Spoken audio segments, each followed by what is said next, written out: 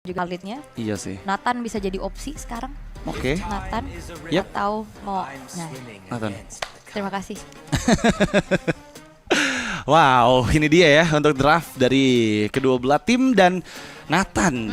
Jawabannya adalah apakah bisa nih Nathan untuk memenangkan match up laning phase-nya dengan Moskov yang kita tahu sama-sama punya damage yang menembus dari segi basic attack-nya dan sama-sama punya power clear yang cepat juga, tapi masalahnya early game memang damage dari Nathan ini ya harus mau nggak mau gitu ya ngebuat Moskovnya harus bermain jauh lebih aman nih. Dan juga pertanyaannya siapa yang akan menghentikan laju dari Link nantinya, karena sisi pastinya agak susah ya untuk Tigreal, karena kalau dari sisi RRQ Hoshi mereka punya Moskov yang seenggaknya Spear of Instant Misery ya. itu bisa ngebuat dari Fanny Bener. lagi terbang nancep ya kan. Single target juga kan lebih mudah Kayak kan. main layangan nancep yang Nggak gitu dong konsepnya. Sorry.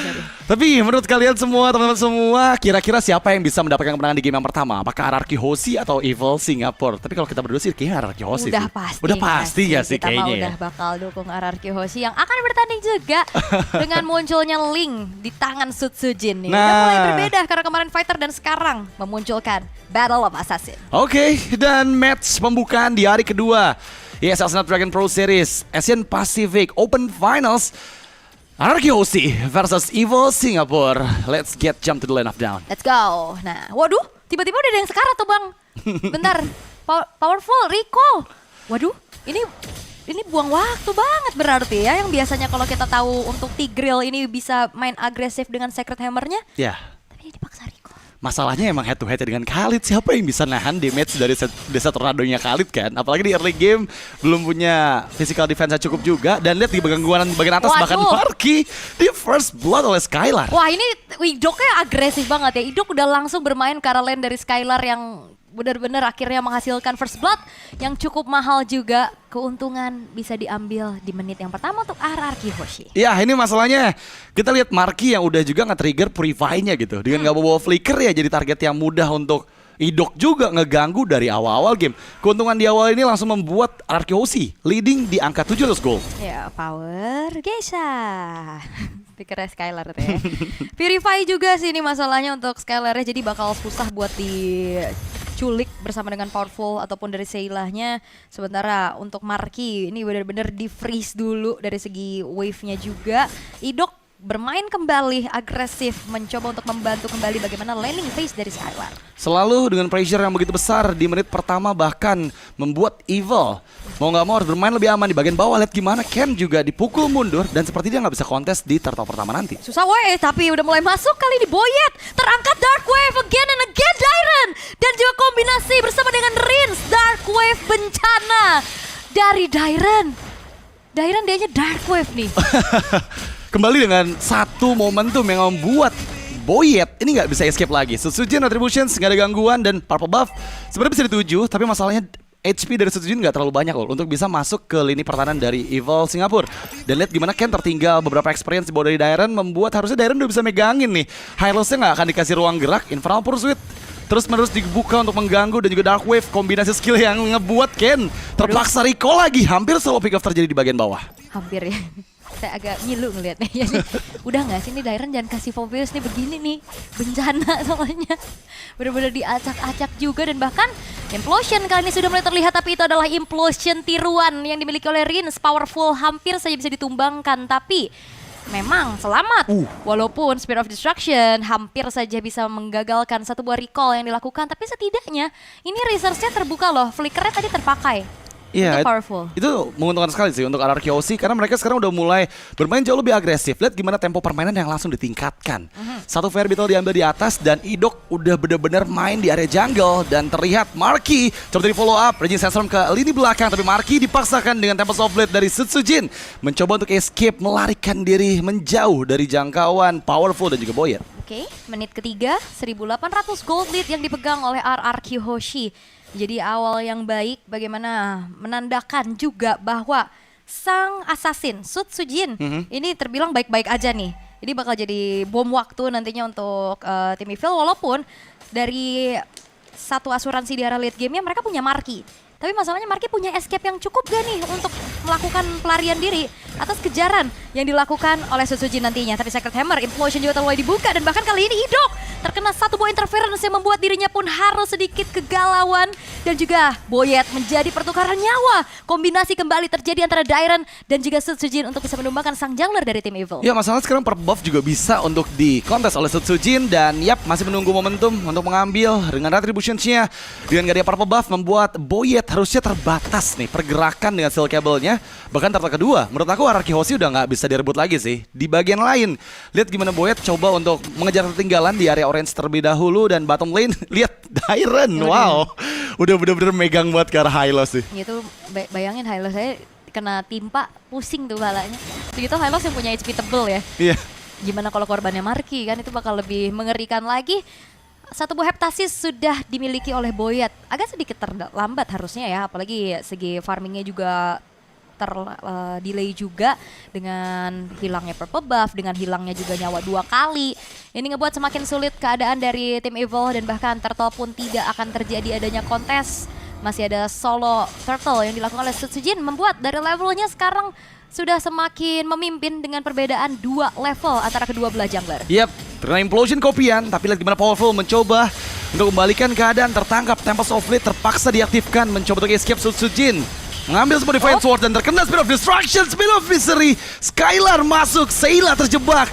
Ken memang dikejar, tapi sepertinya Ken masih bisa diselamatkan. Oke, dan Kennya juga terlalu dalam sih sebenarnya kayak kalau coba paksa. Tapi seenggaknya nih RRQ, mereka bisa fokus untuk menghancurkan satu buah outer middle turret. Dan Ken sudah mulai berada di lini paling depan. Raging Sandstorm dari Idok dan bahkan Ken kali ini HP-nya tidak tertolong lagi.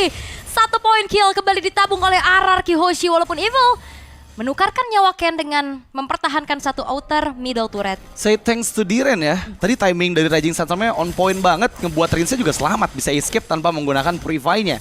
Kali ini gangguan dari Dairon. Wah, udah mulai ngeganggu Boyet lagi nih. Dark Wave dibuat purple buff-nya keluar dari Dilihatin dalam doang. area bush. Dilihatin doang. Dilihat itu. Retri-nya dipaksa dipakai ya, tapi di arah top lane Idok jangan lupakan dia masih punya quicksand guard yang bahkan ngebuat dari Khalid ini pun jarang-jarang untuk bisa melakukan recall tuh kayak tadi. Dia langsung masuk rumput, dia langsung berdoa di situ betapa meditasi ya kan. Darahnya bertambah lagi tapi ya ternyata upaya dari Evil untuk bisa mempertahankan outer middle turret tadi dengan menukarkan nyawa dari Ken ini gagal karena ternyata RRQ Hoshi masih punya celah untuk menabrak outer turret tersebut sehingga keuntungan lagi-lagi bisa ditabung oleh RRQ. Jadi sia-sia ya semua usaha yang coba dilakukan oleh tim Evil. Dan memang kali ini dengan 2 turret yang dihancurkan, ada Glorious Pathway yang coba untuk dibuka. Menangkap Skylar kah? Masih terlalu jauh seperti target yang mereka tuju. Di sisi lain, gangguan dari 4 player RRQ terlihat di area jungle. Evil, mereka coba untuk bermain jauh lebih aman karena kalau mau teamfight lagi sekarang dengan gap 5.000 gold, menurut aku nggak bijak sih untuk mereka bisa lakukan. Dan rencana apa yang akan dilakukan oleh tim Evil untuk bisa menemukan winning condition mereka? Karena kayaknya split push juga agak susah sih. Kebetulan dari RRQ-nya mereka bawa assassin juga yang punya mobilitas kencang. Ya. Sementara Powerful udah mulai di zoning out dengan adanya eksekusi terhadap Turtle menjadi perfect turtle untuk RRQ Hoshi dan itu dia upaya split push dalam keadaan Sutsujinnya lagi secure Turtle dan mungkin itu the best thing yang bisa dilakukan sama tim Evil. Ya, tapi kali ini kayaknya untuk Fanny dari Boyet nggak akan bisa mendapatkan purple buff lagi ya. Karena udah dijagain juga sama Idok. Dan item Initiations terlihat memang dengan adanya 2 item yang udah di-build oleh Skylar, Carson Sight dan Golden Staff masih menuju ke arah Demon Hunter Swords untuk pelengkap sebagai Trinity item attack speed-nya. 5 player berkumpul Evil membuka conceal dari Powerful dan mencoba untuk mempertahankan purple buff milik Boyet. Yap, tapi kayaknya susah sih. Ini benar-benar coba untuk dijagain juga, tapi di sisi belakang Rins sudah mulai terkena dengan adanya cicilan dari damage yang disumbang oleh tim Evil. Purple buff masih bisa diamankan di tangan dari Boyet setidaknya, tapi lihat inner turret di bottom lane tidak terelakkan kepergiannya. Langsung bisa dilululantakkan dengan adanya Skylar yang free banget sedari awal. Gak ada ganking yang bisa dilakukan karena mau farming aja susah gimana mau ganking gitu loh. Iya, dan sejauh ini juga cukup apik ya untuk RRQ Hoshi, nggak ada mistakes yang mereka lakukan. Dan membuat Evil semakin tertekan lagi. Dan 1 melawan 2, Dairon memang memegang Powerful. Rins maju dengan Kenshade-nya, Spear of Destructions dan Powerful down. Kali ini Ken mencoba untuk lagi-lagi memberikan bantuan tapi nggak ada yang bisa dia selamatkan karena orange buff pun sekarang diambil oleh Sutsujin. Wah, ini udah nggak ada sumber daya lagi nih ya buat Evil. Perbedaannya sekarang sudah menginjak ke 4 level. Tapi untuk perbedaan paling jauh kayaknya masih dipegang sama Rebellion lawan OD kemarin sih. Berapa Bedanya tuh? 5 level bang. 5 level? Ya terus bedanya 13.000 di menit 9M. Wow, Nah, ini yang berat. Marky. Marky masih ada Purify. Dan bahkan kali ini 1 point Implosion, Dark Wave, dan Raging Sandstorm menjadi kombinasi yang begitu Wah. mahal. Walaupun Sutsujin berhasil ditumbangkan, tapi HP pemain dari Evo udah mulai low. Free hit dari arah belakang dari Skylar menghasilkan double kill. Sehingga Evo harus kehilangan 3 pemain mereka. Wow, lihat gimana tadi kombinasi dari semua skill source yang dimiliki oleh RRQ. Raging Sandstorm menjadi mimpi buruk untuk teman-teman Evil. Mereka dipaksa untuk bermain dalam area base turret yang sekarang bahkan udah gak ada pasif dari base turret top lane. Membuat lord pertama ini bisa loh untuk setidaknya menghancurkan lebih dari 1 base turret dari Evil. Oke. Dari 7.600 juga ini beda goldnya udah lumayan kerasa. Wih, itu Marky kena piercing damage-nya Skylar aja udah langsung kehilangan sepertiga dari full HP-nya.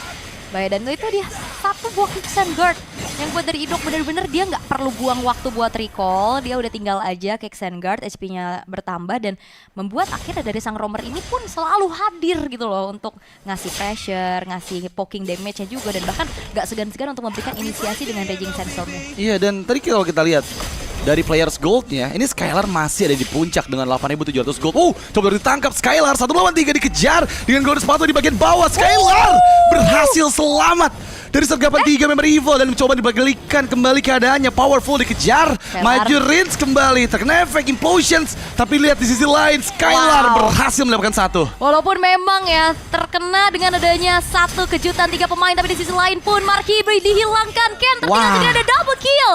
Saylah tidak terselamatkan. Boyet sendirian. Boyet harusnya ketahuan, tapi Silkia benar juga Katrotnya gagal. Damage-nya belum cukup dan bahkan Boyet harus tertimpa dengan Infernal Pursuit. Kali ini wipe out di tangan RRQ Hoshi. Dan kali ini Lord yang mereka dapatkan mendekat ke arah atas dari Evil. Fokus untuk one side push, tapi 1 katapult sepertinya nggak bisa untuk membuat ini menjadi game milik RRQ. Masih menunggu laju dari Lord di bagian atas dan mereka coba untuk menghancurkan semua struktur dari Evil. Tapi kalau Marky-nya udah up juga harusnya defense masih bisa sih untuk tim Evo. Walaupun 3 base turret sekarang sudah mulai dirontokkan 1 persatu. Lord masih akan segera dikawal Implosion, curian dari Desit bahkan itu dia Raging Sandstorm flicker Idok. Kode karena 2 orang sekaligus. Grand Fatal telah dibentangkan namun kali ini Ken tertinggal sendirian. Katrote lagi-lagi masih belum punya damage yang cukup dan bahkan terkena lagi damage yang begitu besar. Killing spree diamankan Sutsujin dan bahkan double kill. Bermain steel cable, triple kill coming from Sutsujin. Base-nya terbuka kali ini. RRQ Hoshi akan menyelesaikan gamenya di 11 menit saja. 11 menit yang dibutuhkan untuk RRQ mengamankan game yang pertama. Evil dibungkam. Dan lihat gimana sang raja dari segala raja berhasil bisa memainkan semua permainannya dengan sangat mulus tanpa ada mistakes. Dan itemizations kita bisa bilang ya